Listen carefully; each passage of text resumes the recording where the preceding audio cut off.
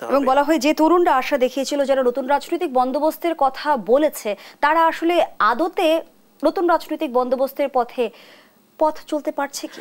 আমার মনে হয় পারছে না।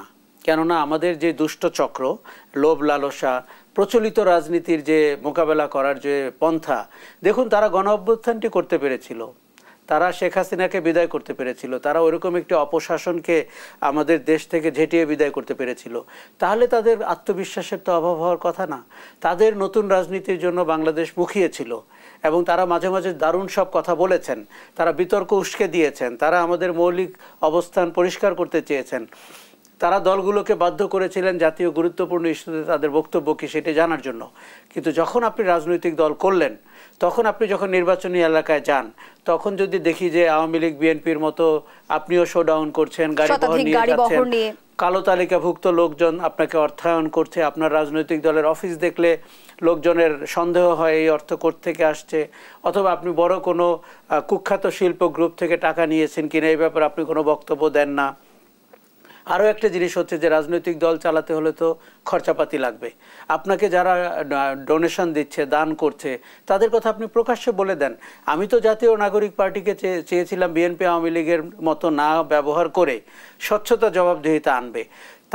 তারা যে তরুণ, তাদের যে সিম্পল লাইফ ছিল, তাদের যে জীবনে সবচেয়ে বড় সম্পদের নাম ছিল সাহস এবং জীবনটি, এটি থেকে তাদের সরে যেতে হলে কেন? তাদের রাজনীতির যে চর্চা আমরা গ্রামগঞ্জে দেখছি এবং আমরা শহরের প্রত্যন্ত এলাকায় দেখছি, এই চর্চা থেকে তো আমরা নতুন রাজনীতির গন্ধ পাচ্ছি না।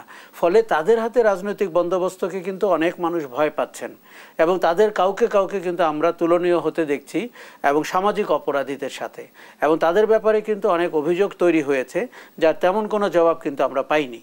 ফলে যেটি হলো, ধরেন বিএনপি বা জামাতের মতো প্রতিষ্ঠিত দল, তাদের ব্যাপারে অনেক ধরনের আমাদের অবজারভেশন আছে। তাদের রাজনীতির চরিত্র বদলানোর তেমন কোনো দিক নির্দেশনা আমরা দেখছি না।